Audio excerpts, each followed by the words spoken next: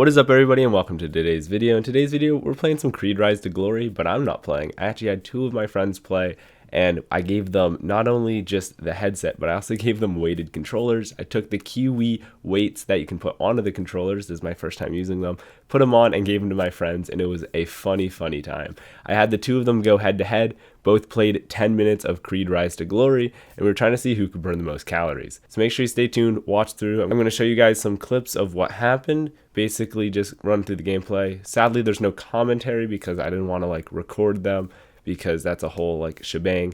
But yeah, there's going to be some gameplay and I'm going to compare some of the stats. So stay tuned till the end. And if you enjoy, remember to hit that like button and subscribe. And let's get right into it. Friend number one wanted to have some fun and actually just enjoy Creed as well as trying to play the challenge right. And so he decided to just hop in and run some just normal fighting matches, which you will see ended up kind of biting him in the butt, as you don't do as much movement in the fighting matches as you spend a lot of time actually dodging with your body rather than full on just swinging and punching and smacking with your arms. So he's going to go through and fight just a bunch of random people. He's just going to go through and do the random matches here and there, fight some people, and he did really well. He actually ended up winning a lot of his matches.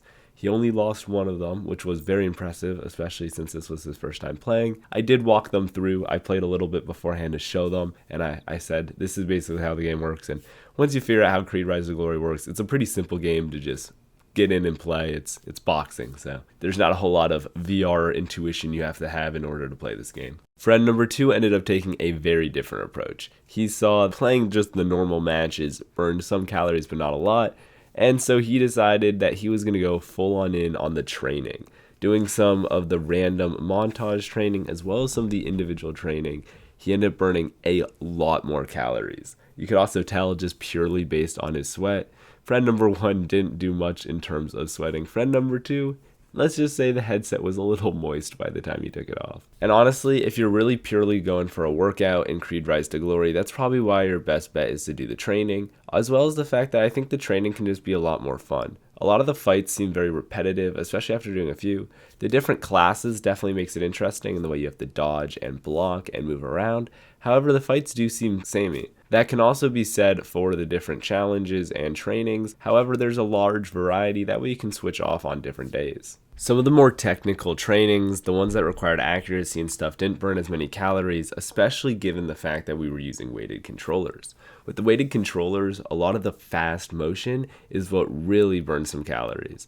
The ones where you have to constantly swing, like the meat punching one, or the one where you have to constantly run, all those things like the treadmill, it just is a way to just burn a crap ton of calories really quickly as you're constantly having your arms in motion, and holding that 5-pound basically dumbbell on either hand is going to be a quick way for you to actually just burn off some calories and sweat a little bit. Definitely in games like Beat Saber, you could end up having some trouble with all of the wrist flicking, but in games like Creed Rise to Glory, where you don't actually have to flick your wrist much and it's more whole arm movement, it actually works out really well. I was really nervous using these weights as I thought they could cause some damage to my wrists as I was swinging really quickly. However, it doesn't, and as long as you're far enough away from your walls, you don't have to worry about punching a hole in them, so that's also a plus. If you're interested in either the game or the controller weights, both links will be down in the description for you to get them.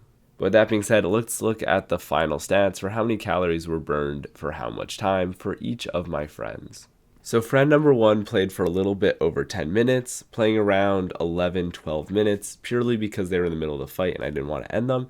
They were able to burn 69 calories according to the tracker. However, it doesn't account for the weights on the controller, so I'd assume they burned a lot more as they're swinging a much heavier weight around than what the headset is used to tracking. However, friend number two blew those numbers out of the water, as in only 5 minutes he was able to burn the same amount of calories, finishing off the goal to 100. I let friend number two play the rest of the time out, but we didn't track any more of the calories, so we just ended with the final goal of 100 out of 100 calories burned, with a time of 13 minutes. All in all, I'd say it's an impressive showing from both of them, as they both did really good and burned a lot of calories for only playing roughly 10 minutes in VR. Hopefully, if you were looking for a new way to work out, this helped you a little bit in finding what might be the right fit for you. With that being said, that's going to end off today's video. I hope you all enjoyed, and I'll see you in the next one. Peace out, everybody.